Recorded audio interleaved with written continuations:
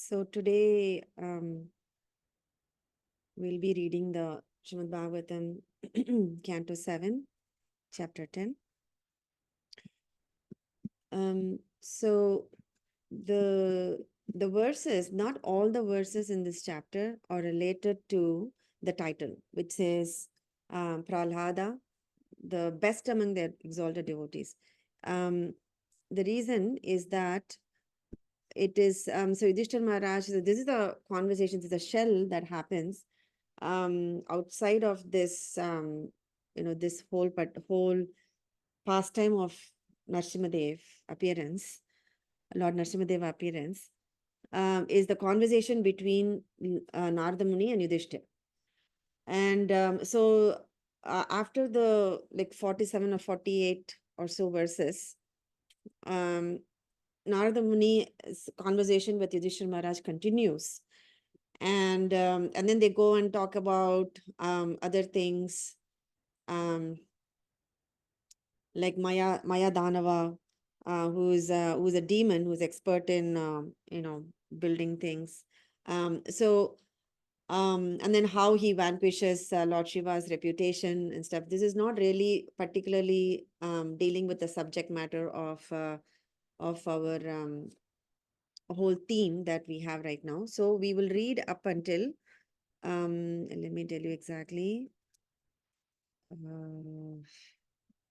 40 47. So we'll read until 47. Um, so before that, let me just invoke auspiciousness for all of us, to get us all into the mood of listening to this one of the amazing gift for all the humankind, which is the Srimad Bhagavatam, and so that we get into this mood, and for both me being the instrument of a mere instrument of what the message has been already spoken and analyzed by the acharyas, flowing through me, and then for all of you exalted devotees who are hearing this, all of us, let's benefit from this wonderful scripture of Srimad Bhagavatam, and even in that, the most wonderful um, pastime of Lord Nrsimhadev and Prahlad Maharaj.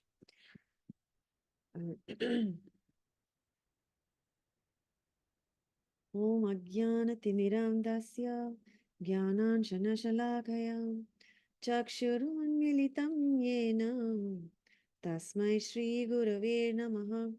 Shri Chaitanya Manobhishtam Stapitam Yena Bhutale Swayam Rupa Kadamayyam Tadati Swapadantikam Vandeham Shri Guru Shri Yuta Padakamalam Shri Gurun Vaishnavamscha Shri Rupam Sagrajatam Sahagana Raghunathan Tam Sajivam Sadvaitam Savadutam Parijana Sahitam Krishna Chaitanya Devam Shri Radha Krishna Padam Sahagana Lalita Shri Vishakanvitamscha Nama Om Vishnupadaya Krishna Preshtaya Bhutale Srimate Bhakti Vedanta Swaminiti Namine Namaste Saraswati Devi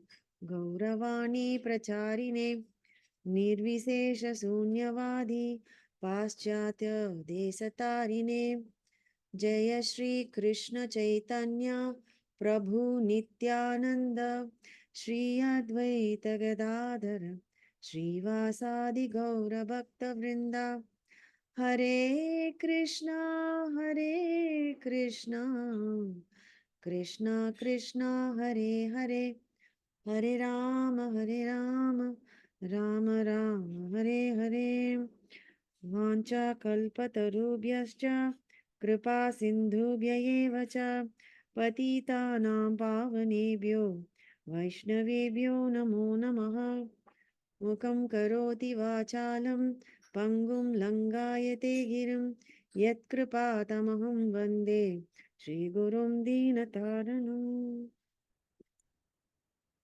So let's start first with the reading of the verses. I think you have to assign me host permission, right?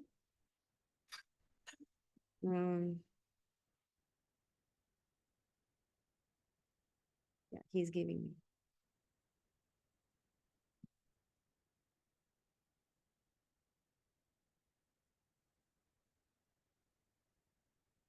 Thank you, Vallabh Chaitanya Prabhu. So we'll start as soon as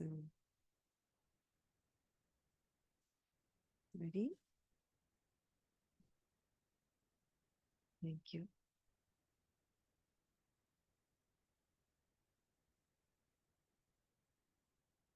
So please, devotees, this is a very auspicious chapter. So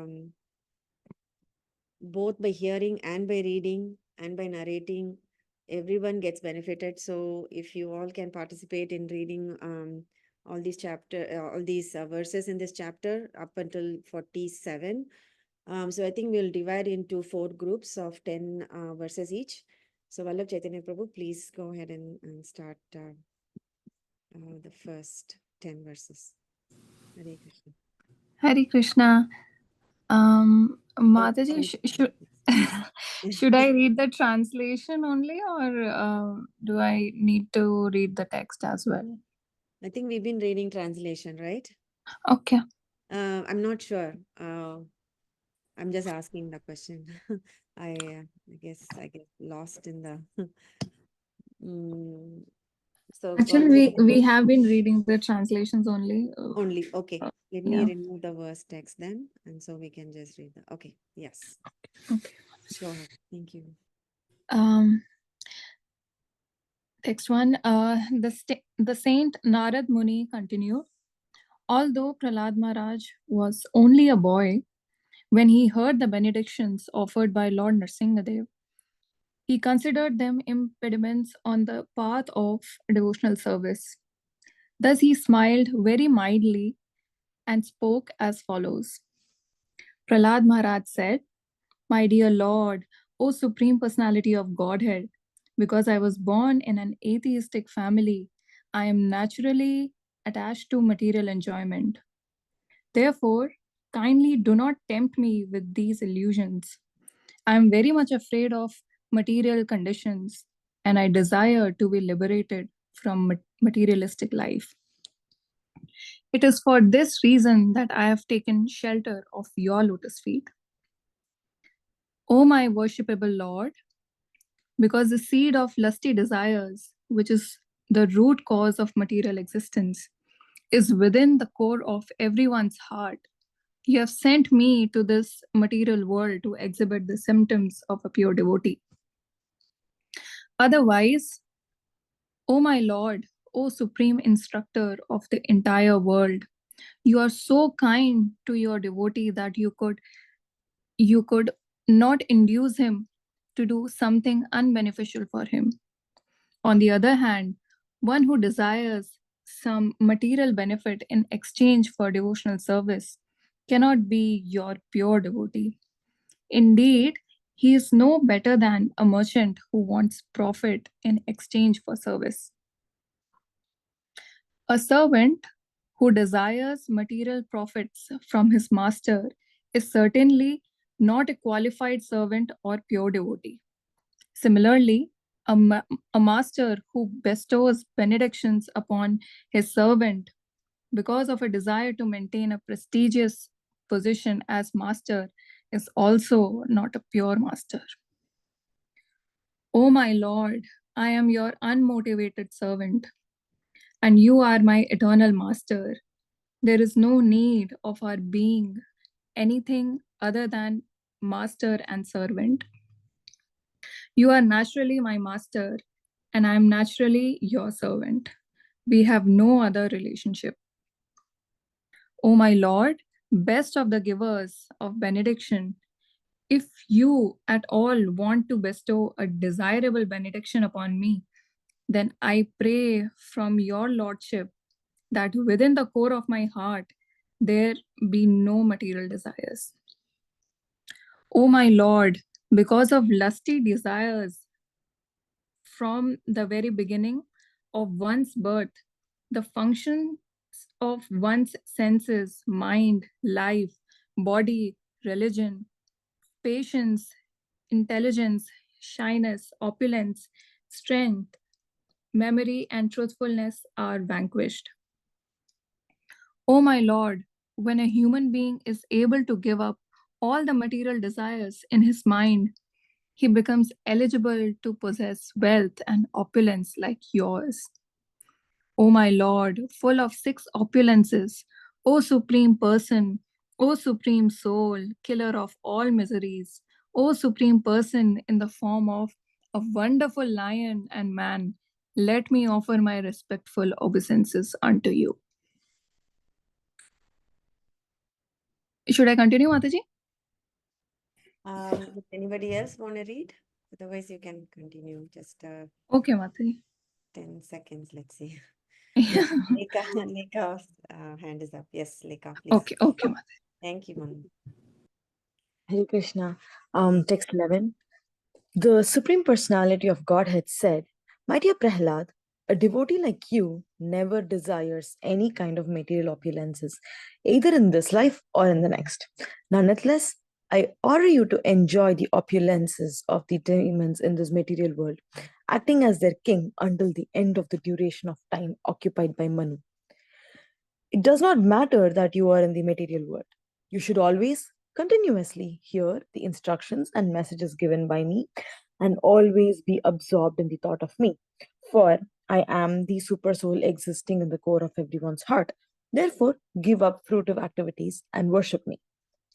My dear Prahlad, while you are in this material world, you will exhaust all the reactions of pious activity by feeling happiness, and by acting piously, you will neutralize impious activity. Because of the powerful time factor, you will give up your body, but the glories of your activities will be sung in the upper planetary systems, and being fully freed from all bondage, you will return home back to Godhead. One who always remembers your activities and my activities also, and who chants the prayers you have offered, becomes free in due course of time from the reactions of material activities. Prahlad Maharaj said, O Supreme Lord, because you are so merciful to the fallen souls, I ask you for only one benediction. I know that my father, at the time of his death, had already been purified by your glance upon him, but because of his ignorance of your beautiful power and supremacy, he was unnecessarily angry at you, falsely thinking that you were the killer of his brother. Thus, he directly blasphemed your lordship, the spiritual master of all living beings, and committed heavily sinful activities directed against me, your devotee. I wish that he be excused for these sinful activities. The Supreme Personality of Godhead said, My dear Prahlad, O most pure, O great saintly person, your father has been purified, along with 21 forefathers in your family. Because you are born in this family, the entire dynasty has been purified. Whenever and wherever there are peaceful, equipoised devotees who are well behaved and decorated with all good qualities, that place and the dynasties there, even if condemned, are purified. My dear Prahlad, king of the Daityas, because of being to devotional services, attached to devotional service to me, my devotee does not distinguish between lower and higher living entities. In all respects, he is never jealous of anyone. Thank you, Leka. Kameshwar Prabhu, please. 21. Thank you, Prabhuji. Are you able to see, Prabhu?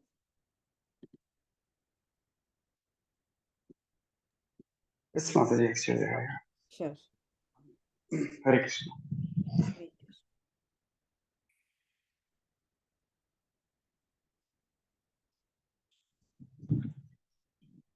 Verse 21.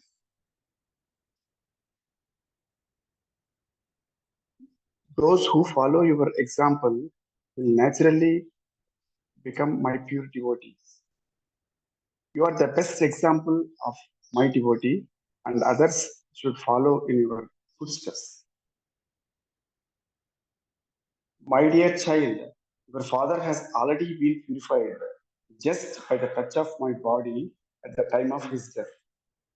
Nonetheless, the duty of a son is to perform the Sraddha ritualistic ceremony after his father's death so that his father may be promoted to a planetary system where he may become a good citizen and devotee.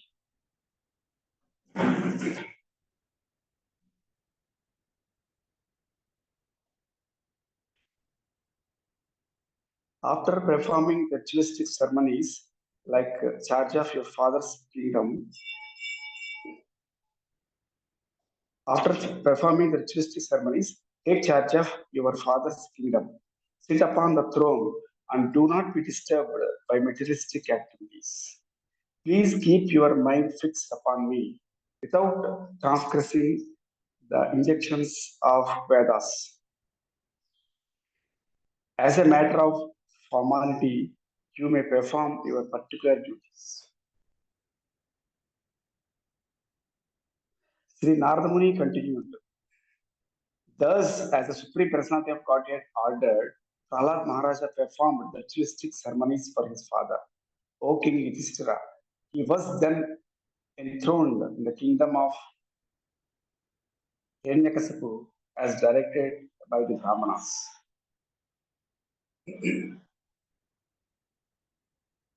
Can you scroll up?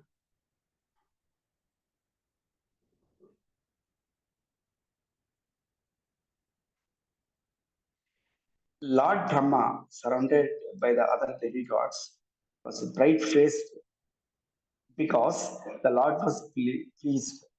Thus, he offered prayers to the Lord with transcendental words.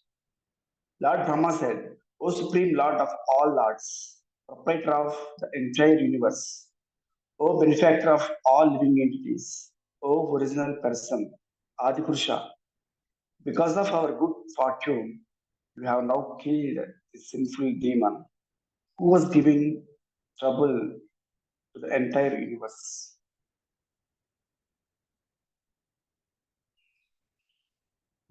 Can you scroll up?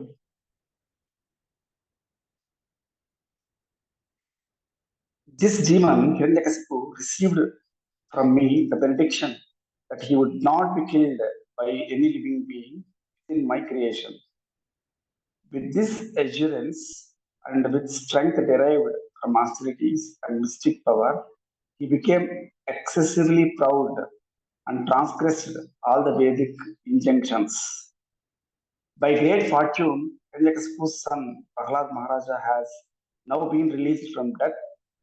For although he is a child, he is an exalted devotee. Now he is fully under the protection of your lotus feet.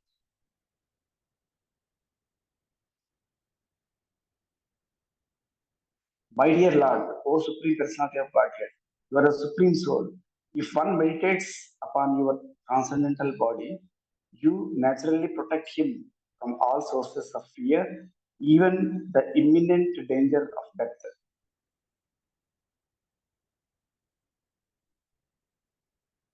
The personality of Godhead replied, My dear Lord Brahma, O great Lord, born from the lotus flower, just as it is dangerous to uh, feed milk to a snake, so it is dangerous to give benedictions to demons who are by nature ferocious and jealous. I warn you not to give such benedictions to any demon again. Hare Krishna. Thank you, Prabhu. Vishal Prakash, can you just read from 31 to 47? Yes, Mataji. Thank you. Narad Muni continued, O King Yudhishthira, the Supreme Personality of Godhead, who is not visible to an ordinary human being, spoke in this way, instructing Lord Brahma. Then, being worshipped by Brahma, the Lord disappeared from that place. Prahlad Maharaj then worshipped and offered prayers to all the demigods, such as Brahma, Shiva, and the Prajapatis, who are all parts of the Lord.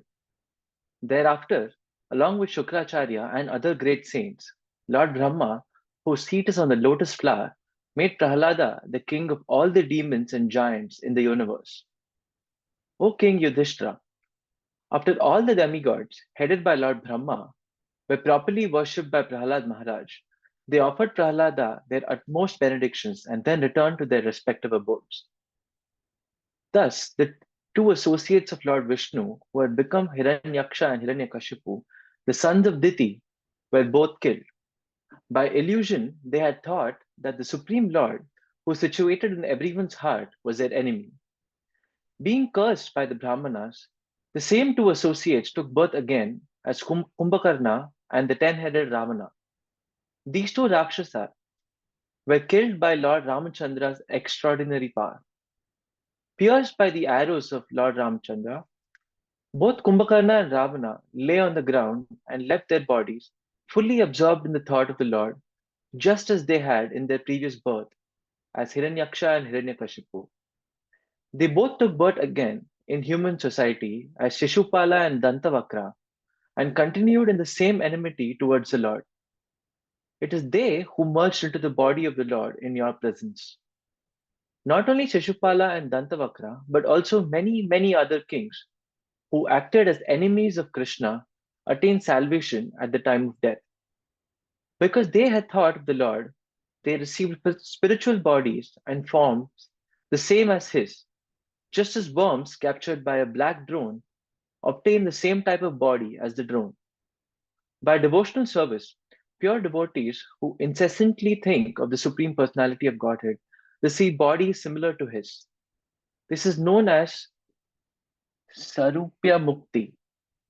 Although Shishupala, Dantavakra, and other kings thought of Krishna as an enemy, they also achieved the same result. Everything you asked me about how Shishupal and others attained salvation, although they were inimical, has now been explained to you by me.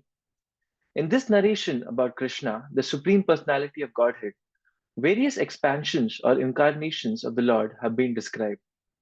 And the killing of the two demons, Hiranyaksha and Hiranyakashipu, has also been described.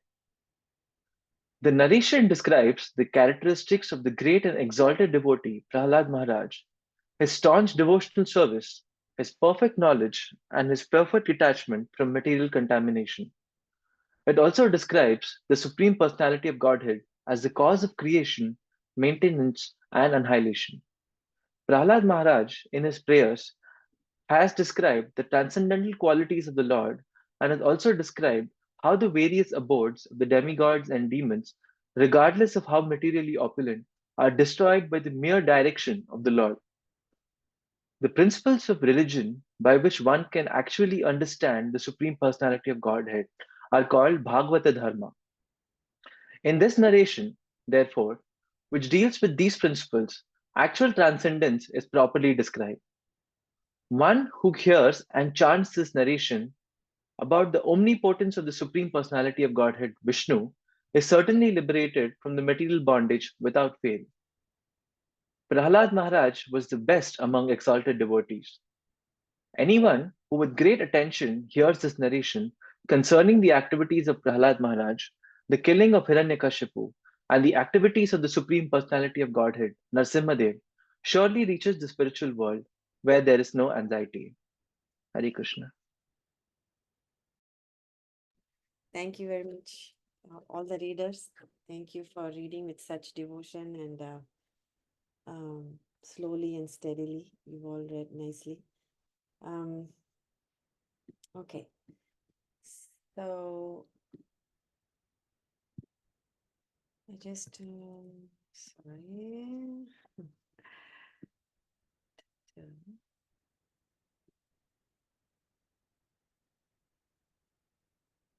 Everybody can see, right? If somebody can give me like thumbs up. Yes. Yes, Mataji. Okay. So the topic of last week where we left off, which Manishika very expertly led the prayers of Prahlad Maharaj. ended with Lord Narasimhadev asking a benediction from Prahlad. Okay, you know, he says, okay, you've said a lot of prayers, and you know, now ask something from me. So that's where this chapter starts from. Um, and the whole focus of this particular chapter is about is showcasing the pure devotion that Prahlad Maharaj exhibited, and also um, how um, beautifully everything has been orchestrated as a you know, just to show the beautiful relationship between the Lord and the pure devotee.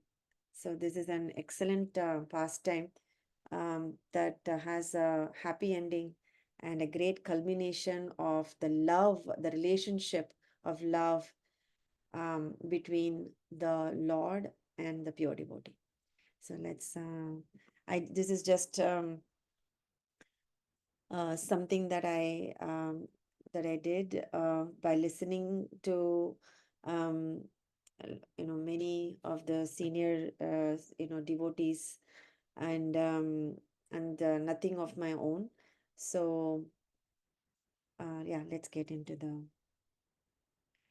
so first what we'll do is the conversation between you know, that Prahlad Maharaj has with Narasimhadev happens between 2 to 10, and from 11 onwards Lord Narasimhadev begins to talk. So we'll just dissect a little bit or focus a little bit on just that part where from 2 to 10, and what happens in that. So this is from 7:10:2 to 7:10:10.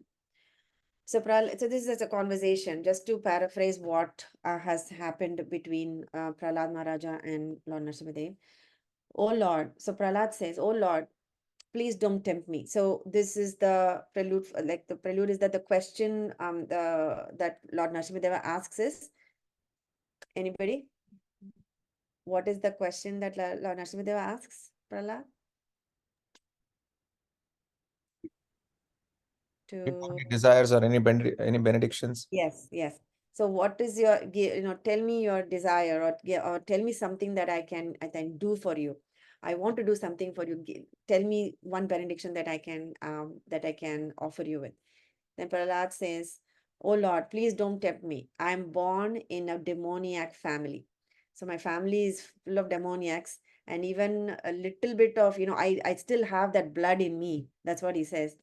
He means that I still have the blood in me, you know, because I'm after all a son of Hiranyakashipu, who's the, you know, the personification of the material desire. So, you know, if I even ask one thing, that is going to contaminate my whole being.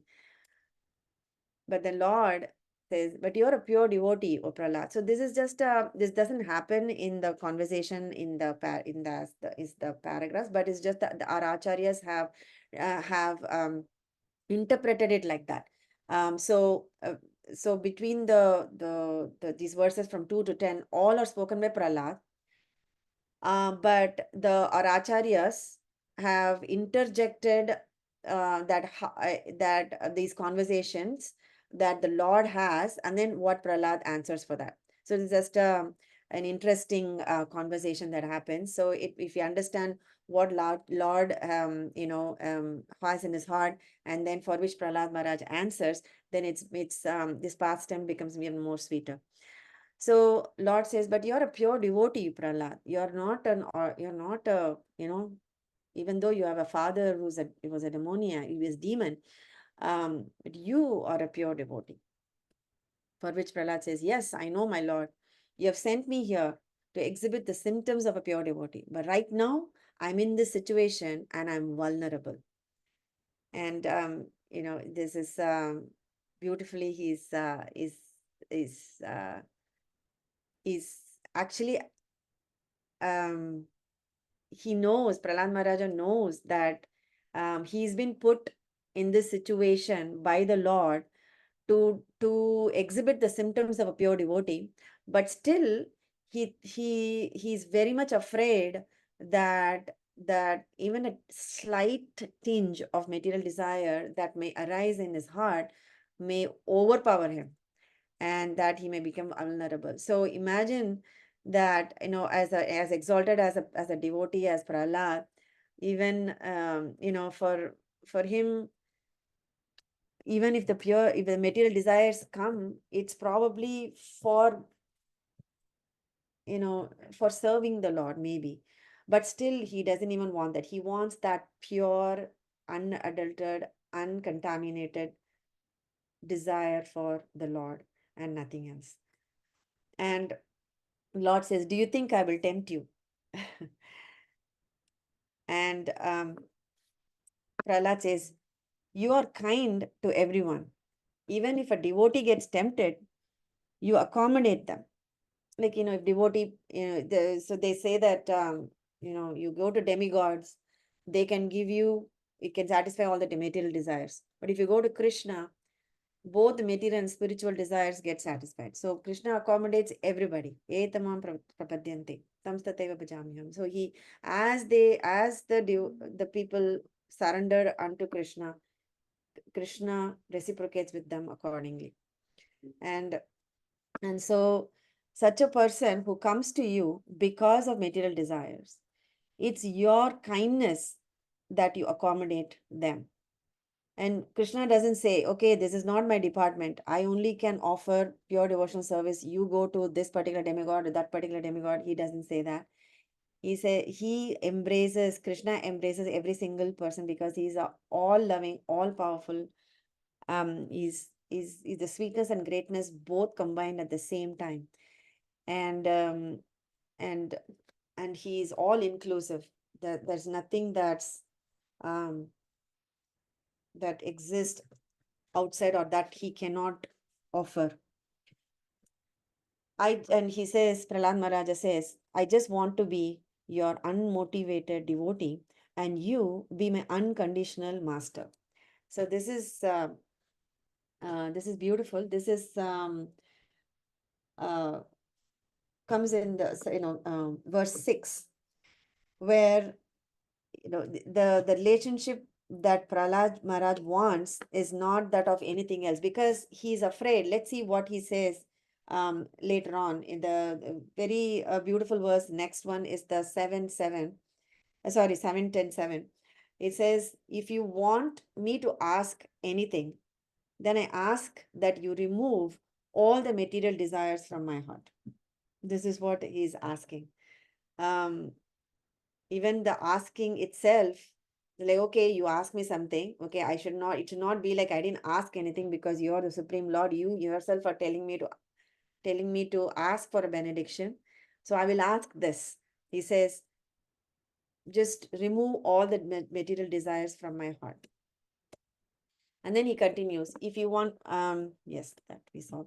Because one desire can contaminate the entire being. On the other hand, if one can be freed from material desires, then one can be truly situated in the same spiritual situation in which you are situated. The "you" is the capital, it was a typo. So what Prahlad Maharaj is talking about here, this comes in the verse 9, is that if I ask for anything else, then one thing will lead to another. He was just worried that the entire existence will be contaminated. So he's asking for the vanquishing of all his material desire, because only by this alone can one attain the spiritual abode. That is the only ticket by which one can enter into the spiritual abode of Lord Krishna, is by having no material desires. And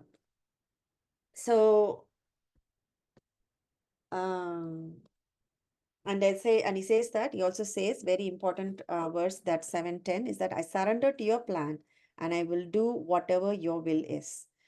So this is the complete surrender and submission of Prahlad Maharaja. So now a question comes. What is material desire? So what do you all think? We all keep hearing about this very often. What, according to you all, is the material desire?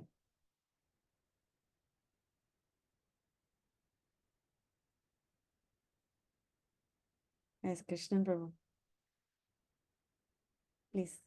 Hare Krishna Mataji, maybe is it any desire that does not take us towards Krishna? Yes, Prabhu. Point on, 100%. A desire that takes us away from Krishna. Yes. So the material desire is not just asking for material things. It's asking for things that will take us away from Krishna. So that is a material desire. That's what we call as a material desire. So, oops, sorry. Then, second is it okay then to have a material desire to have things for Krishna, like to acquire things for Krishna? Like, for example, I want house for Krishna. So, sorry, I want a house for myself so that I can have Bhakti Vriksha or I can have Sadhu Sangha um in my house every week, or I can invite devotees and give and feed them prasadam and give them gifts.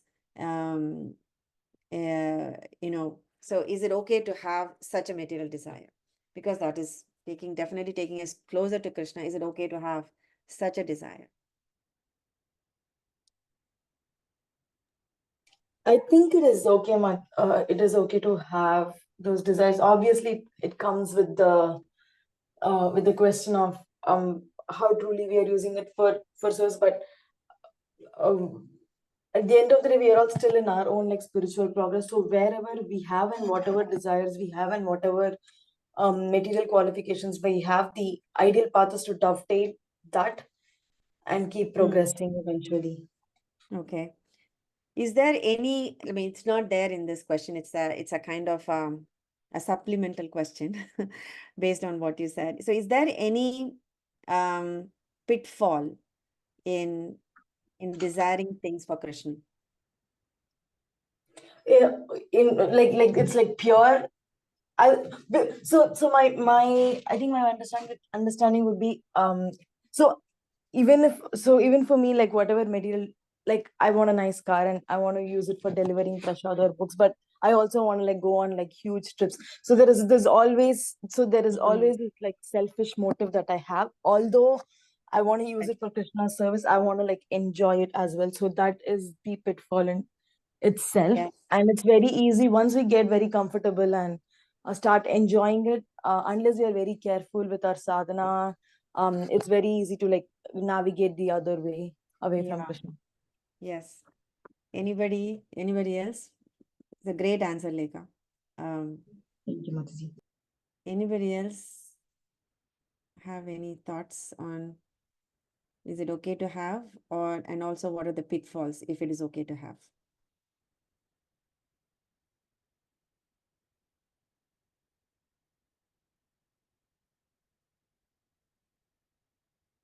Nobody has any thoughts? Hare Krishna Mataji. Hare Krishna. I think it is okay, but only thing is you should be under constant supervision of senior Is it, Shiksha can you Gurus. please, sorry, Prabhu, I didn't hear that constant. Constant supervision of senior devotees or Shiksha Gurus, because we may anytime. Is it okay, Ma'am? Others you are able to hear? Yes, Prabhuji, yeah, please go ahead. Yes. Yeah, what I feel is to have things, material things for Krishna service is okay. But the only thing is we need to be under constant supervision of senior devotees or Shiksha Gurus to monitor us, because anytime we may deviate without knowing. Unknowingly, we may deviate from our primary path, primary goal. So we should be under constant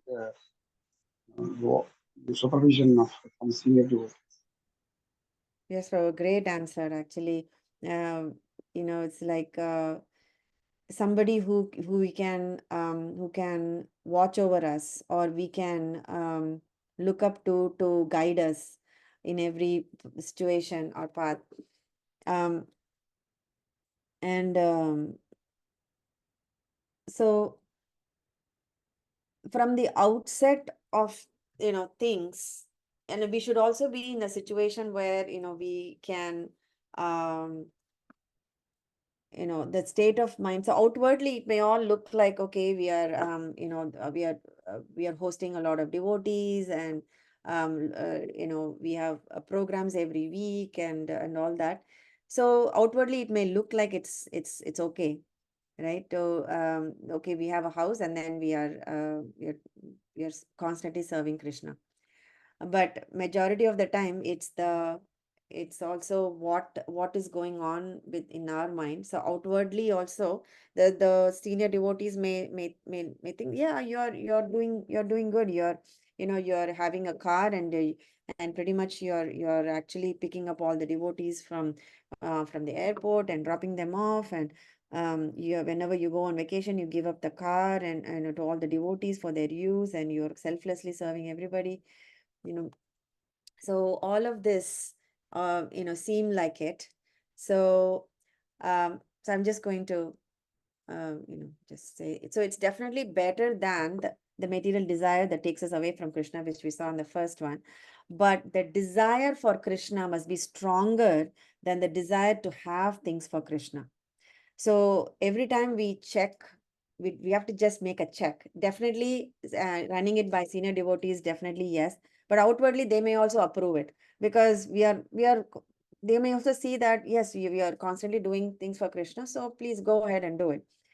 But it is our internal state of mind, if we can express that confidentially or openly or candidly, it's great. But the check that we have to always do is, this is according to the acharyas, is that we must desire for Krishna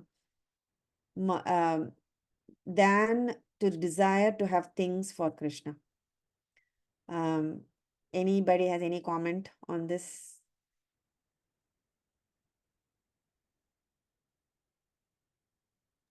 I think Manan Prabhu had his hand raised. Oh, sorry. See this one. Okay, I'll just keep my participants open.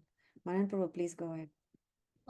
Yes, I had my hand raised before you spoke, so I think you've already covered it. But the way I was thinking is, the way I was thinking about it, maybe slightly different, but I think it's similar.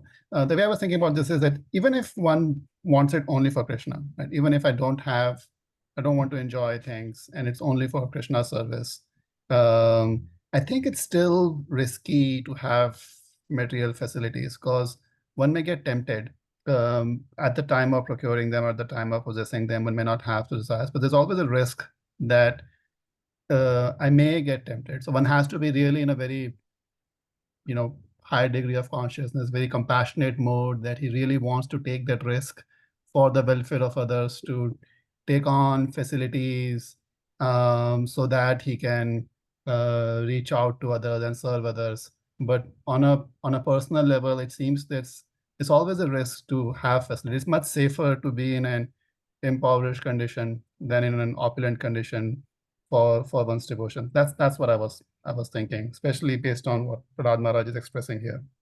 Yes, bro. Yeah, very, very, very beautifully said. Because Prahlad Maharaj, even though he's a son of, he's pretty much a prince. And at that time when, this discussion happens with Lord Narasimhadev, he himself is thinking that, okay, I have everything. I don't really need anything. He's not thinking like that. He's saying that I don't want any of these opulences. I don't even want a material desire. Of course, we, these are all exalted devotees, and he's a pure devotee. And one cannot, it's not a fair comparison that we can make with a general, population of devotees with this high scale. But certainly, this is because, the Acharya teacher says us Tadda devetara jano. So whatever the great men do, the common people follow. So this is why the the pure devotees of the Lord descend, like Prabhupada, and to show us how to deal with this material world, and how to desire, even in desiring for things for Krishna, how it is important to desire for Krishna first, or have that desire more stronger than the desiring to have things for Krishna. So the next time we think that, okay, I want to acquire something for Krishna, let us be in the mood of having the desire for Krishna, serving Krishna, be stronger than desiring to have things for Krishna. Thank you, Prabhu. Thank you. That was a very insightful answer. Hare Krishna Mataji, can I ask a question? Yes.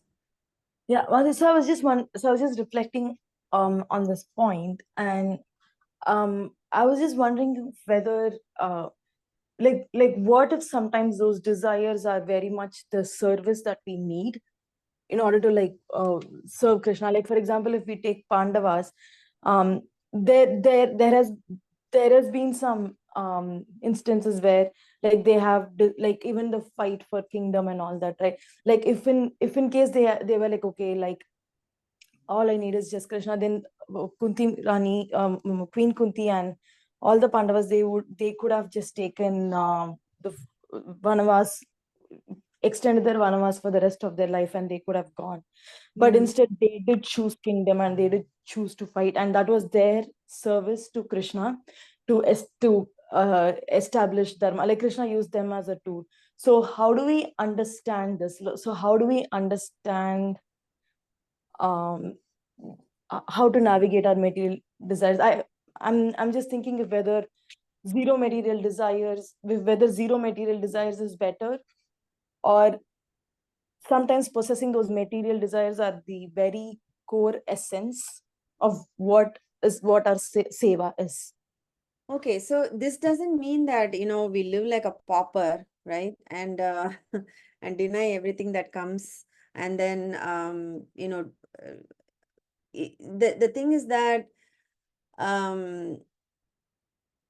it's austerity, and in living does not equal that we have a strong desire for Krishna, right?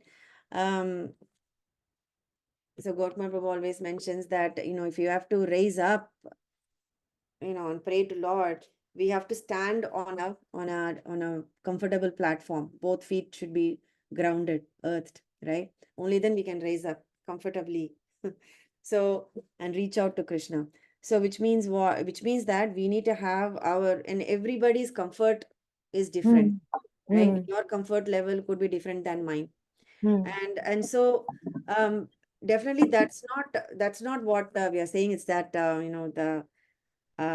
when we say desire for Krishna must be stronger, that doesn't mean we reject all the material desire. We say that, okay, I'm not going to even go for a second round for prasadam. For Right. example, that's first round is good for me. It's even if I end up empty, like hungry, I'm good. Then that'll cause acidity problems later on, because everybody's body structure and metabolism is different. So one cannot just copy from another, right?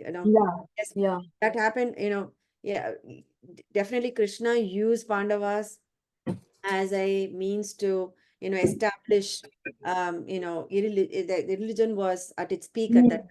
So use annihilate the miscreants, establish the religion, and its purpose was that. Right. So understanding our nature is very important. Understanding what our nature is. Right. What is it that we need at a bare minimum for us to I guess develop this desire that is for Krishna. Gautama Prabhu wants to say something. I think chat also something. Um, Leave it. yeah, I don't know how much more time you have for this discussion. I know you have a lot of things planned, but No. This is fine. As much as we can go, that's fine. so I just wanted to talk about the Ajamila pastime. So in the Ajamila pastime, there is one interesting thing that comes up. So based on our past karma, things happen to us both at the physical level and at the mental level. But usually we focus only on the physical level. For example, if I'm driving safely and somebody comes and hits me, then we say it's our past karma and this happened. But at the mental level also, desires come up all the time. So because of our karmic reactions. So when that happens, and then usually at the physical level, when something like this happens, we say we should take the close association of devotees. And if they are there, then we'll be protected from these physical things happening on us. But at the mental level also, if you want to be protected, Kameshwar Prabhu kind of hinted that we must be in the association of our Shiksha Gurus or closely monitored. So the close association, what does it mean? It does not just mean that you dance or you sing kirtan or you just listen to a class of that person. What that means is close association means closely letting that person become very close to your mind. If that happens, that means you have to be vulnerable to that person. And it is said that Ajamila did not have that person in his life, where he could be vulnerable and share his desires that he had with someone who was very close to his mind. And if that is there, then you are protected. So just wanted to mention that. Hare Krishna. Yes. Wow, very great point. Yeah. So the lesson is that I think um you know discussing one's also mind openly with a senior devotee or a mentor or a counselor kind of a relationship, that is very important. And also to express the desires and then see where that takes us from that point onwards. Definitely, yes, otherwise our mind will start speculating and different pastimes are for different things, that just like how Lekha was saying, Pandavas had this, and then our mind will start speculating. So definitely running this by our mentors, counselors, group of senior devotees, and clarifying this and expressing our desires is a must. Yes, definitely. Yes. So running it is one thing, but actually letting them enter our mind and say that, hey, I'm buying this big house, but I also have this desire to enjoy this house. Being vulnerable, having the courage to open up and share that with a senior mentor or a devotee. It requires a lot of courage. Actually, it requires a lot of courage because always we are in this mode that okay, others should think of us as a good devotee. So I don't want to be vulnerable, especially to my mentor or to my Shiksha Guru. Of Diksha Guru is far away. I'm definitely not going to reveal my mind. But if you have someone like that and you reveal your mind that, hey, I have these desires and this is what is going on in my mind, then immediately by sharing itself, you will get purified.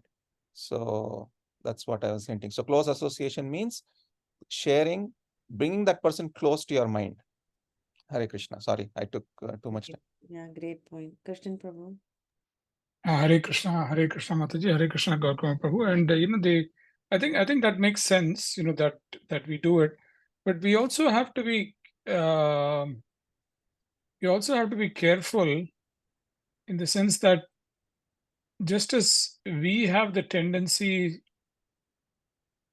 to judge others, we have to be careful that we are vulnerable only with people that we are confident will not judge us. And because that risk is always there, Yes, that is yes. That's the first reason I would say that everybody hesitates to, especially in the devotee communities, right? Yes. Yeah. With the Okay. material circle, material associations, they openly can share whatever, actually it's the opposite that happens there. But very nice point. Yeah. But if you're fortunate enough, if you're fortunate enough to, obviously we have to do it slowly, and you have to keep increasing that confidence. Hmm. And the more friends we have, who we can open up our minds to, I think it'll be, it is a lot better than just cooking things in our own mind. We'll get, we'll get the counsel of somebody who is more experienced and who is non-judgmental, and who's who can give us advice and guide us. Great point, Prabhu. Yeah, Yes. and the lines, actually this weekend I was browsing through Nectar of Instruction, and this is my favorite 3 words there: Guhyam Akyati Prachati. And I think that's what Gautama Prabhu is also pointing to. Confidential topics, explains and inquires. Yeah. Yeah. Very, very nice points. Like nice takeaways for like practically takeaways for this. Anybody else have any points they want to add on this particular topic? We're just gonna One turn a question little is, bit so more. what if we don't have someone like that? What if we don't have someone like that with whom we can be vulnerable? And if we feel that everyone is judging us, I don't want to be vulnerable. I might as well read the scriptures and just, do what I feel is right according to my own abilities. What should we do in such cases? Many of us don't have someone like that where we can be vulnerable and completely open our minds. It's a question. Yeah. I actually, in my experience, I feel like whenever I'm in that situation, just honestly praying to Krishna, and Krishna gives us some direction via our intuition, or someone actually like checks upon us, that where a situation is created where we are able to like open up. But it's just purely out of experience. I don't have any shastric reference for this.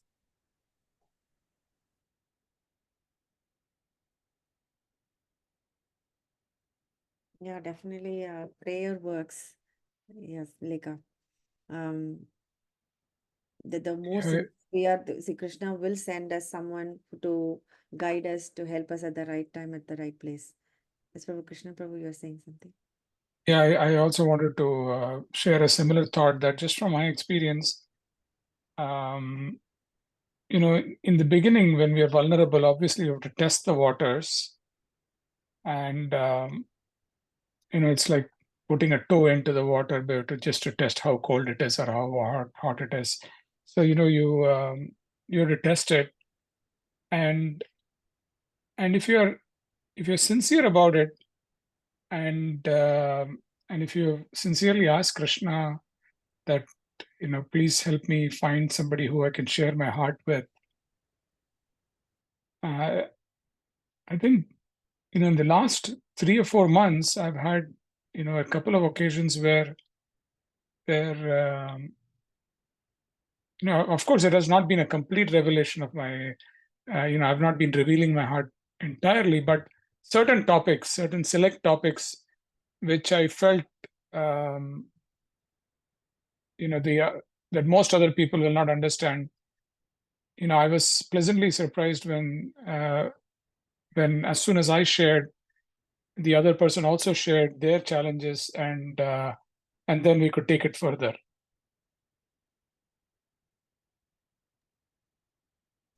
Yeah, it's just usually that it takes like one person to open up, and then everybody is like, yeah, I second that, I second that. Like that Me Too movement. Yeah, definitely. But the thing is, how many people will have that courage to step up into that first position, right? Yeah, that is what I think. particularly if it is serious and if it's a serious fault of ours, we will hesitate, even thinking about it in our own minds. We'll just justify it and move along, forget about sharing it with others. And that's always a challenge, I think, that we will have. Manan Prabhu, you wanted to talk something? I've in this conversation, I was thinking that hearing these glories of having that kind of a close relationship where you can be vulnerable and express yourself. I think just hearing about that, the way Gautama was explaining, it kind of brings about that desire in the heart that I want a relationship like that, I want that thing in my heart. And when that desire is there, it becomes part of our prayers. And I think when we are ready for this, Krishna will arrange that. He'll send us someone who is non-judgmental, whom we feel secure with, and we feel ready to open our hearts for. When that desire is there in the heart, which I think comes from discussions like this, then I feel that Krishna reciprocates with that desire. Yes. Yes, Prabhu. I mean, there definitely, we heard a lecture during the Nashima Chaturdasi, which was just a few days ago, that, whatever we pray for, Krishna will reciprocate. That's what the speaker was saying. And it was Rasnath Prabhu. And whatever our desires are, if we pray for it, Krishna will reciprocate. That is what Prabhupada also says in the purport of that is also one thing that I want to share. So if it is okay, if you can there is just two other things that I want to discuss, or we can just keep discussing this, whatever you all want to do, because this is for the benefit of if this churning is what is important rather than finishing up the topics. So what you all want to do is up to you. Do we have more? I think we can move ahead with the next 2 points that you have. Yeah. Okay. So this is I won't read the Sanskrit just for the sake of time. This is from Bhagavad Gita 270. A person who is not disturbed by incessant flow of desires that enters like rivers into ocean, which is ever being filled but is always still, can alone achieve peace, and not the man who strives to satisfy such desires. So the kama kami is the important word here. It means that we should not be na kama kami, which means we should not be the desirer of the desires. So so this word was beautifully explained by Chaitanya Charan Prabhu, is that what is this desirer of desires? So he says that the first desirer, right, this desirer, the first one is the decision, and the second one is the proposition. For example, in our mind it comes like, okay, I want to go have Starbucks or something and have a hot chocolate, right? Nothing wrong with that. Anybody has that, nothing wrong. So that is unavoidable, because the fact that we are entering into this material world itself, like it says, is the rivers of material desire. It's like a river flowing into ocean. The material desires are just constantly flowing, incessant flow, right? The apt use of these words, the Prabhupada's translations are like mind-blowing. So the proposition comes in our mind, right? That first desire that pops up, that is this desires, the second one. But if we contemplate on that, right, and say that, yeah, that will be a great idea to just go and get hot chocolate because I feel like I'm having a slight headache, or I have so much thing to do or a lot of work to do, then that decision that we make is that first desire, the kama, the desirer of the desires. That is what he says as the killer of one's peace. That is like that. That's what makes us incessant. So we have to, in order to cessate, in order to do a stoppage of that, we need to not do it, not be the desirer of the desires. The desires will come, we cannot avoid it, but what we can avoid is the choosing to desire based on that desire that is flowing. So you can just be as like a third person, watch it and not act on it. That's what I says. So moving on. Please raise your hands if anybody has any thoughts on this. Otherwise, I'll move on. Krishnan Prabhu, was it from before, or you have something? Oh, sorry, from before. Okay. So another question, and then we'll do an exercise, and then we'll wrap up. I wanted to go through a lot more, but then I thought that we can focus more on this top part. So what is devotion? So just now my finals got over, so I was in the mood of preparing a questionnaire. So choose two from this multiple choice.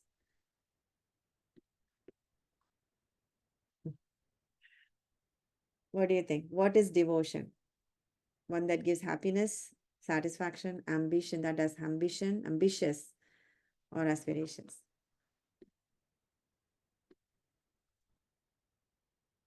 I really actually wanted to do polling and all that, but I didn't, no time for that. So apologize. Because we have the last exercise that I wanted to do.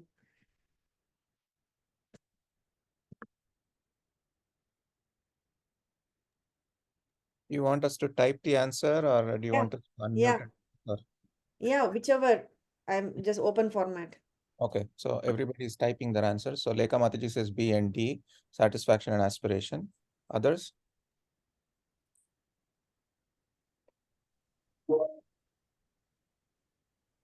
Manan Prabhu, you said something? Oh, I was typing. I'm for all four. All four. But if you have to choose, Prabhu. You have to choose two.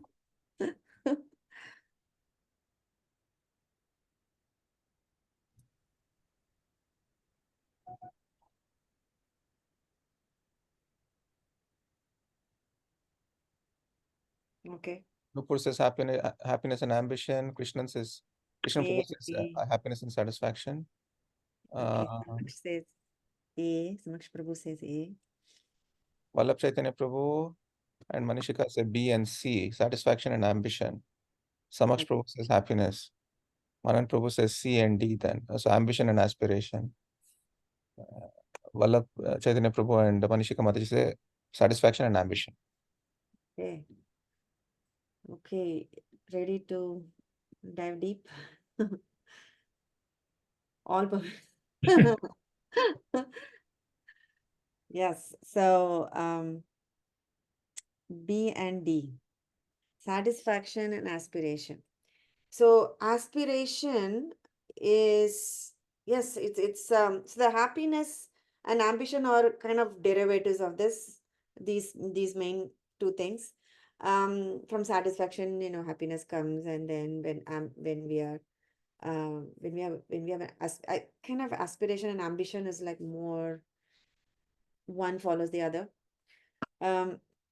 So aspiration, so when we are satisfied, right? Why it is B and it is, why it is not just one? So why it is not just satisfaction is because when we are satisfied with our devotional service, right? When we think that, we are, we get into a place of complacency, like lethargy sets in. We don't, there is no room for more things to do. I'm happy just doing my own things in my little world. Krishna, you be there, you're happy, I'm happy, kind of a situation. Whereas aspiration, just aspiration alone will kind of lead to this, Acharya says, bitterness.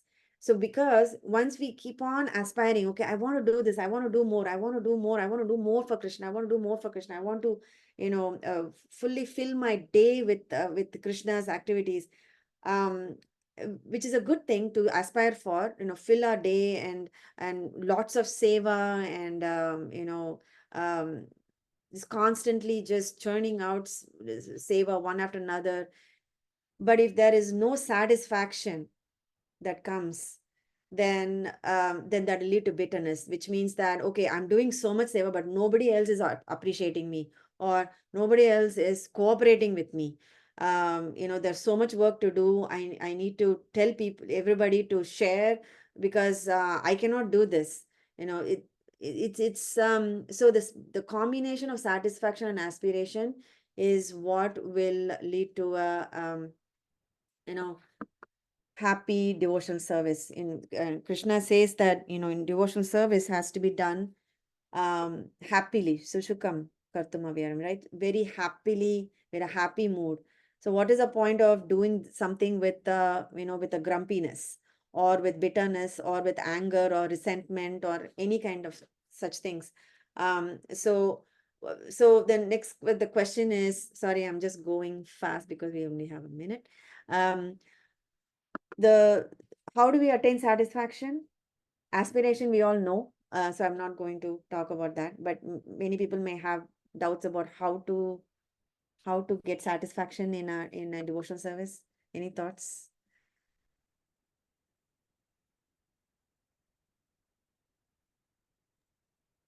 I think like the fact that we did it for like someone who does not have any power or any control over the material nature, but still Krishna has given us the opportunity to render that particular service to him, irrespective of whether others know or not. We did it for Krishna, and he knows, and our guru knows. Amazing, amazing answer. So it is like, okay, no matter, okay, I have this aspiration, Krishna, no matter how this turns out, I thank you so much for the opportunity. Okay, I planned for 10 people to do this seva, but only 2 showed up. But thank you for letting the 2 people show up. At least we could do 50% of the work. That satisfaction, that gratitude is what leads to a satisfaction. Gratitude is the best attitude, and that leads to satisfaction. So that is I mean, we could I wanted to talk a lot more about this, but due to time, I want to really do this last No, exercise. please take some more time. It's not like a hard and 10 o'clock end. You can go up to 10:15. It's okay. But finish your train of thought. Yeah, I mean, just the fact that that many, I just wanted to, like, in a devotional scenario, you may often notice, it is very important that you spot people with either we may be the one who is initiating the aspiration, and then imposing on people, or the other devotees to to do the seva.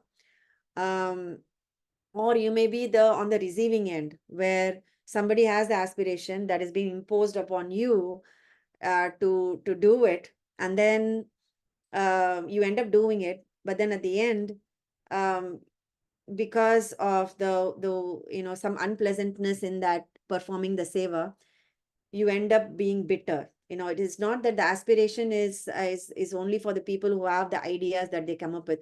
It could be that the people who devotees who actually work with the people who has that aspiration should also feel that satisfaction, that yes, I was given this opportunity, I'm very happy to do this, and I'm going to perform this very happily, right? And that should be the motto.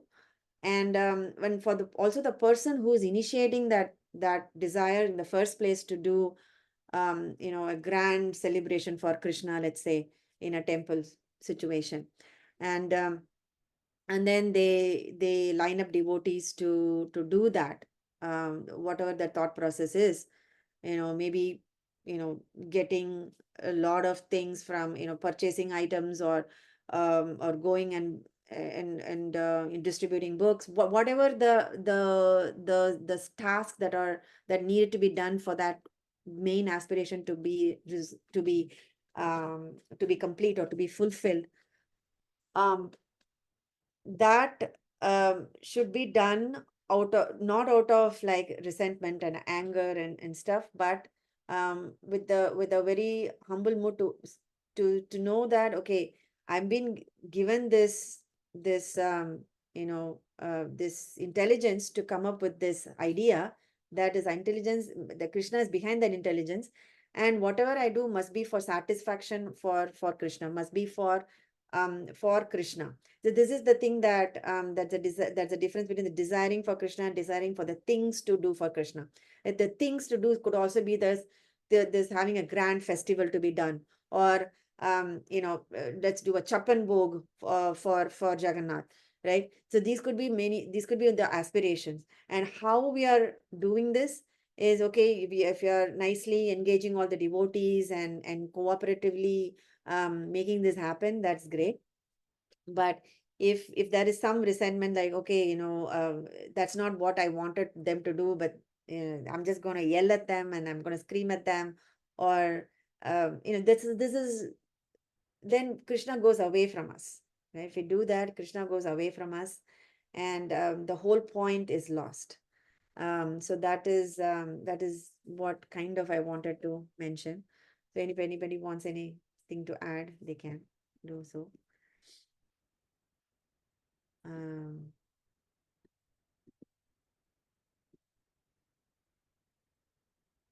Okay.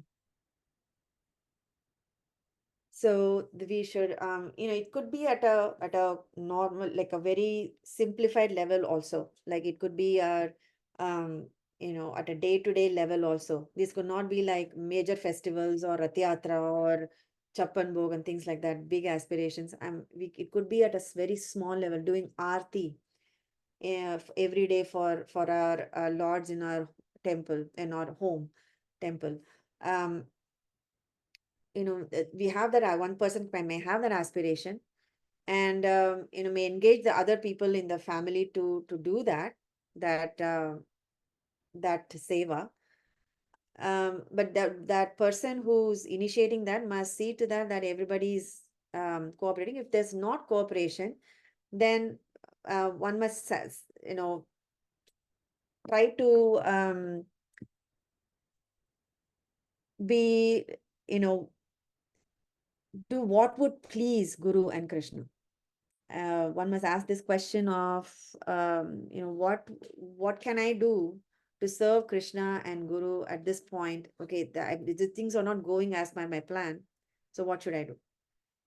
And once we get to that humble position, Krishna gives us that that sense of being grateful, and once gratitude comes, the satisfaction follows. Right? Okay, Krishna, okay, I wanted to do that, but I could do only this. I'm sorry, Krishna, but then peacefully amending with everybody around us. That is when presence of Krishna will be felt, rather than being resentful about the situation. So that is something that I wanted to tell. It could be like a day-to-day aspirations, or it could be for big festival, or any kind of a big project kind of aspiration, like TOVP, something like that. So next one is it possible to get rid of, I don't know if I want to do, maybe I'll Yeah, finish it. Okay. Is it possible to get rid of material desires? What is stopping us? I think for those of you who listened to Bhakti Center class may know the answer. Can chime in on Nrsimha Chaturdasi. Is it possible to get rid of material desires? What is stopping us from getting rid of it?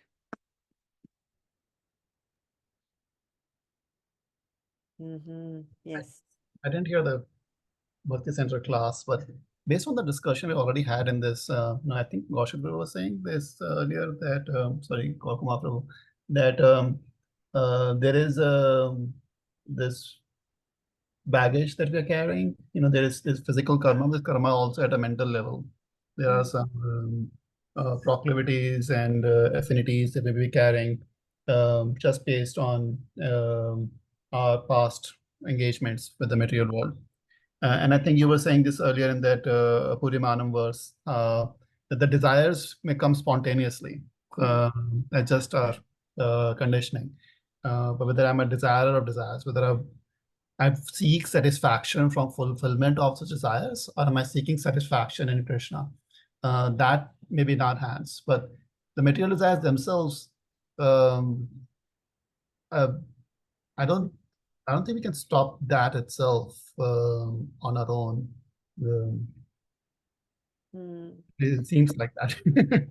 Yes, yes, Prabhu. I was also thinking that when I heard this class, I thought that okay, this is like a nice when I heard that, I mean, Nupur said it. Nupur was there with me. I'm sure that she's super smart. She would have also figured that out. Also, I don't know. But yes, the fear of losing that desire is what is stopping us, and this is what is mentioned. It's the fear of losing the pleasure than the thought of not having the desire. It's what is stopping us. So, oftentimes we want to get rid of, some material desire that's coming between us and Krishna. We can clearly see that is the one that is stopping me from going forward. If I remove that, I could see Krishna, right? I could reach Krishna. We all have that. And so it's that fear of losing that particular thing that gives us a pleasure, or whatever that gives us, that safety bubble, or some safety feeling, or something that that causes us to fear. So in one lecture, Rompad Maharaj says that so how to be fearless like Prahlad Maharaj. So it is like how we enter through the door to get into a room, right? If we know how do we enter, we also know how do we exit. So we should know how this fear is coming in our heart in the first place, so that we can get that fear out of that same route, out of our hearts. So in that sense, what is that? So where is that fear emanating from? What is that first entry of the fear into our hearts? Is that we want to enjoy separately from Krishna. That is the door through which the fear comes and sits in our heart, and that is blocking us from getting rid of these desires. So we always have that fear. Okay, if we lose this, then what happens, right? If I give up my job to do something, some seva, then who will take care? The fear of the repercussions of doing that particular thing. So the fear, it is that thinking that we are separate from Krishna, or we want to enjoy separately from Krishna. That is the door through which the fear enters. So I just wanted to do a small exercise. If is it okay, or what do you think, Gautama? Yeah, please. So just 2 minutes, or maybe a minute, if you can all think about that particular thing that we think that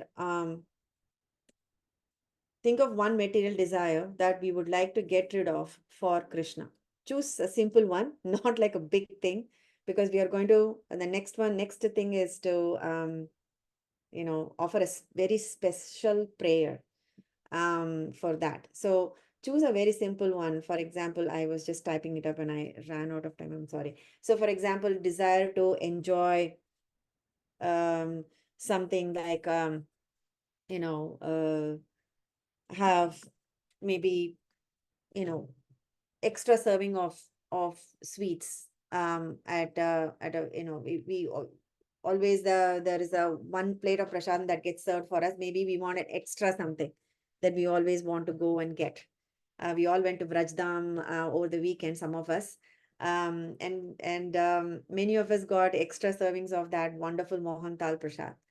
How, we can see that use that as a probably an example. This is an example. So just take 1 minute to figure that out. What is some things like a very low hanging fruit that we can easily get rid of, and just write it down. Desire to give exam. I don't think that's a good idea to give up. So something very small. Let's just take a minute. I'll just stop sharing just for a second.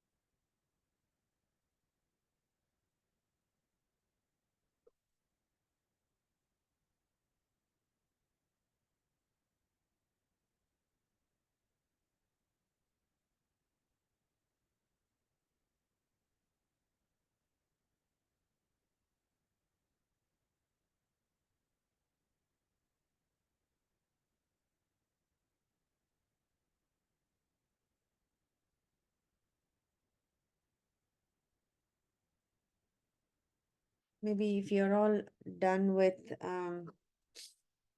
oh, okay, you're all writing it down. Okay. Actually, I wanted to just mention that just write it down on a piece of paper. It's for you to say not to publicize it, but yeah, because it's whatever fear or whatever material desire or the fear that you have to get rid of it, it's all personal. So you don't have to share it.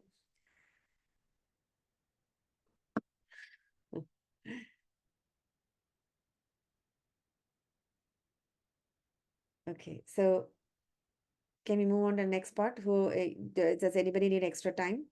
Or they've all, whoever needs extra time, you can do a thumbs up and then we can wait. Okay. So the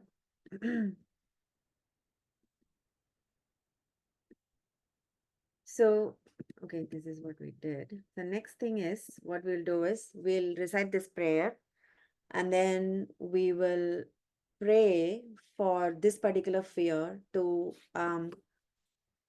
be eliminated from us. So we can use this as a stepping stone to peel out the layer of fears that we have until we have that huge fear that is preventing us. Krishna will hopefully reveal that fear for us. What is stopping us from letting go of that? So we can all recite. You can you can mute and recite with me. Om Namo Bhagavate Narasimhaya. Namas Tejas Tejase. Avir Bhava. Vajranaka Vajradamstra. Karmashayan Randaya Tamo Grasa Om Swaha Abhayam Atmani Bhushita Om Sharam. I think it's so offer my respectful obeisances unto Lord Narasimhadeva, the source of all power. O my Lord, who possesses nail and teeth just like thunderbolts, kindly vanquish our demon-like desires for fruitive activity in this material world. Please appear in our hearts and drive away our ignorance so that by your mercy we may become fearless in the struggle for existence in this material world. So, yeah, that's all I have to share. I wanted to share something about 23, but that's, yeah, I'm not completely prepared for that. So this is this is good if we end now. So you can maybe, this is from 5:18:6. Sorry, 5:18:8. Eight. From Srimad Bhagavatam 5:18:8. So if you want to recite this prayer to Narasimhadeva at your own pace, yes, with this, thank you for patiently and kindly listening to whatever I was blabbering. I was only doing it, repeating like a parrot from the acharyas and nothing of my own.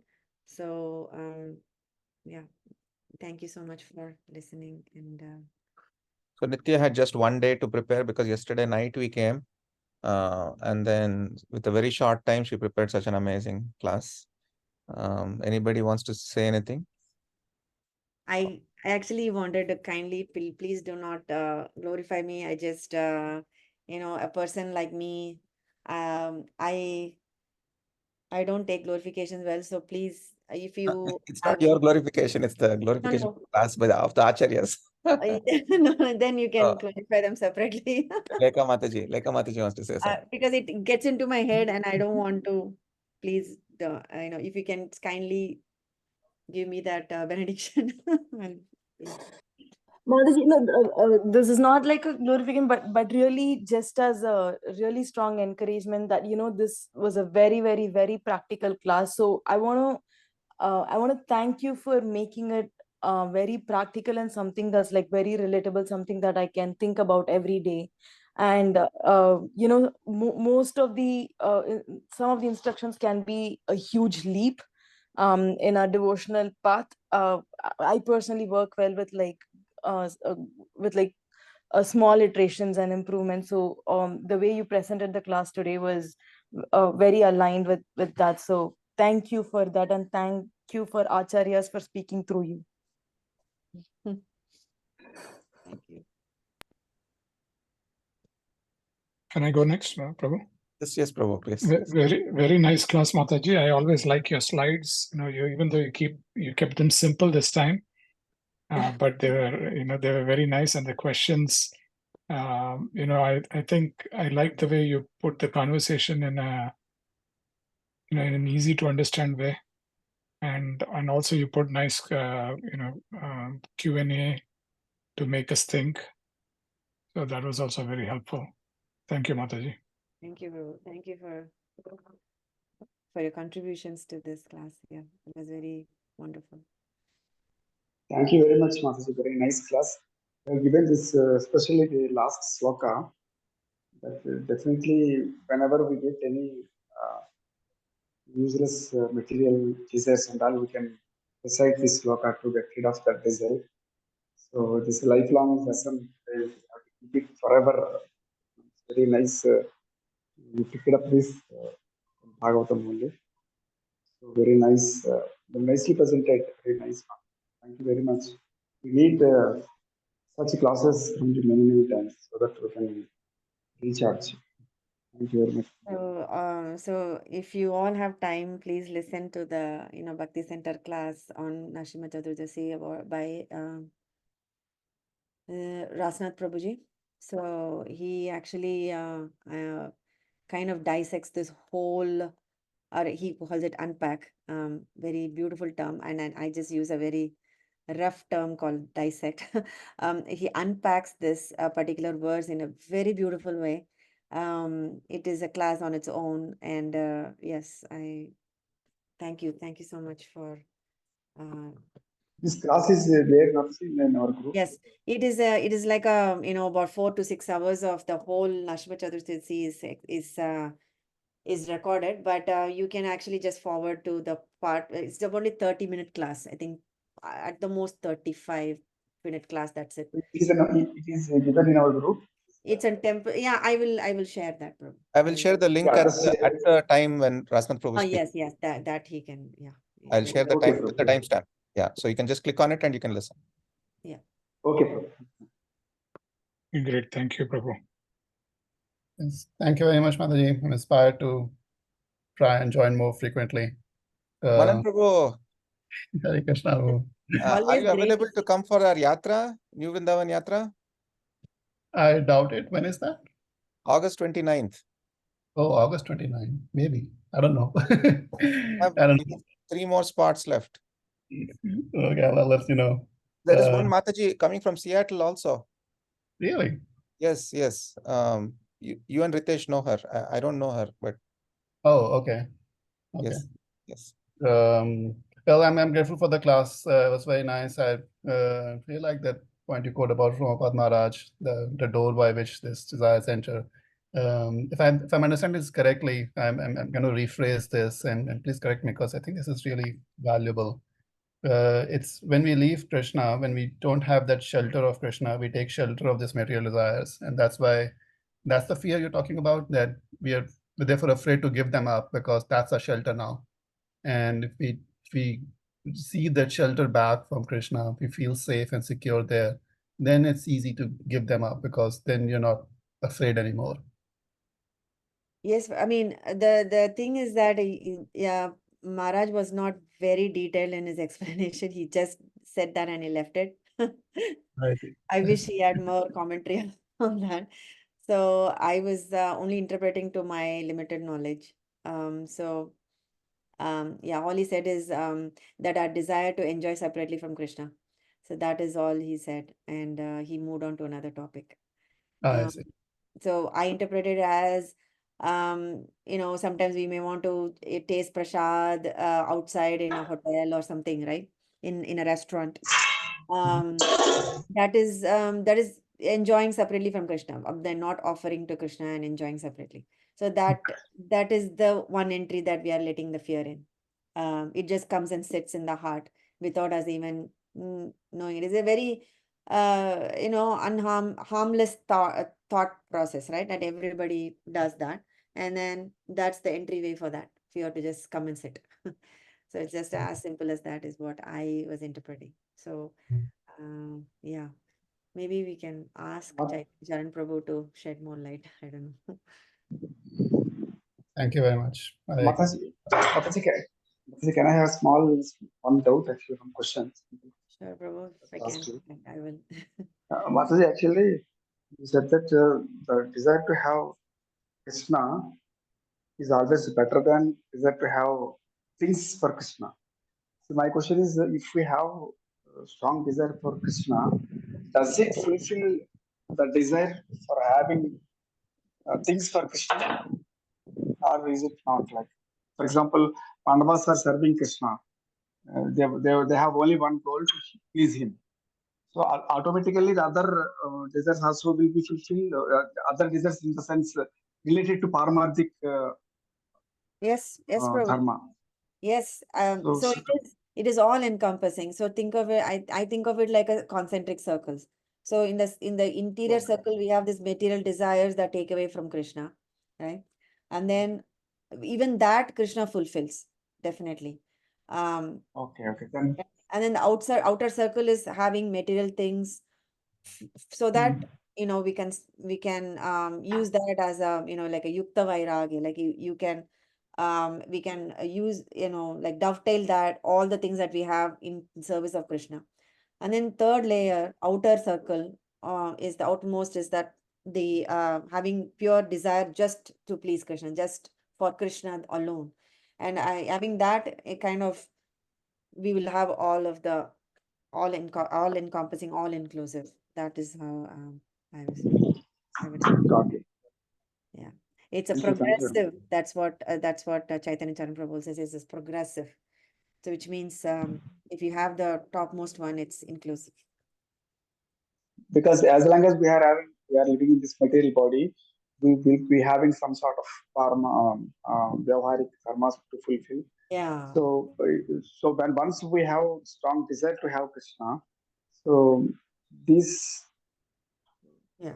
So once Krishna takes care of all these things, then that will be devotee will be there. I mean, the sadhaka will be comfortable in desiring exclusively Krishna's pleasure. That's what I. Yes. Yeah. I mean, in the case of I just wanted to just mention, like, you know, in the case of Dhruva Maharaj, like Prahlad, so 7:10:23, I just wanted to just slightly touch upon. So Prahlad Maharaj did not want anything, any desire at all. He says, whatever your will, Lord, I will happily do it. And then what Lord Nrsimhadev told Prahlad Maharaja to do it is be a king. You know, from this point onwards, he asks, the Lord asked Brahma to, you know, to inaugurate him into being the king of that, you know, of the Daityas.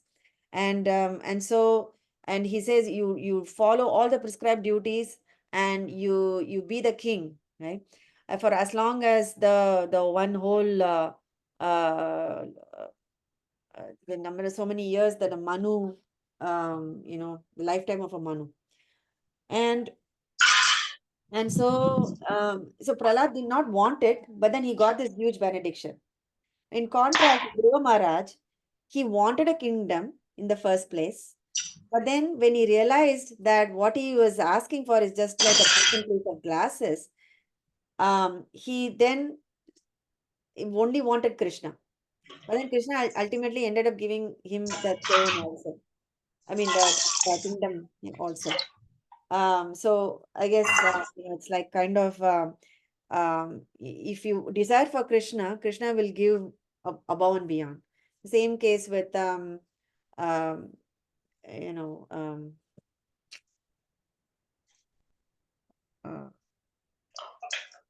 just forgetting this name. I'm sorry. I'll remember. I'll let others talk and then I'll remember and then I'll come back to this. Okay, Mas. I got it. What actually? Yeah.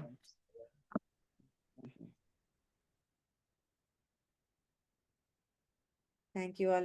Thank you very much, everyone, for this extended and putting up with me, and for all your contributions to make this session very wonderful and lively. Thank you. And yeah, with this we conclude the pastimes of Lord Nrsimhadeva and Lord Prahlad Maharaj. So we can just all recite together this prayer.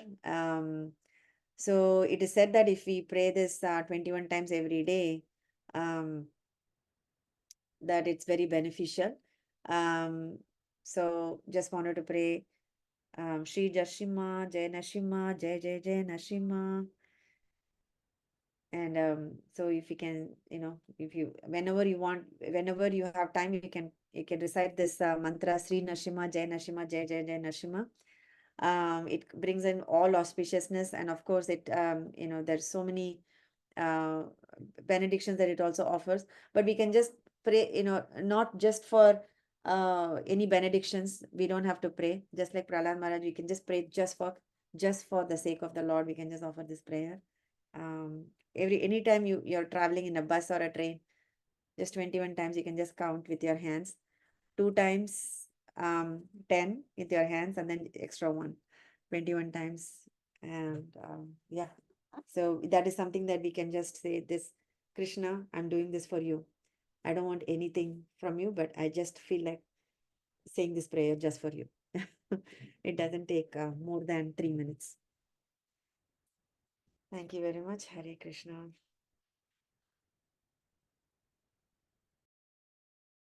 Well, everyone. So wonderful class. And so next week we will not have any class next Tuesday because there is a birthday celebration.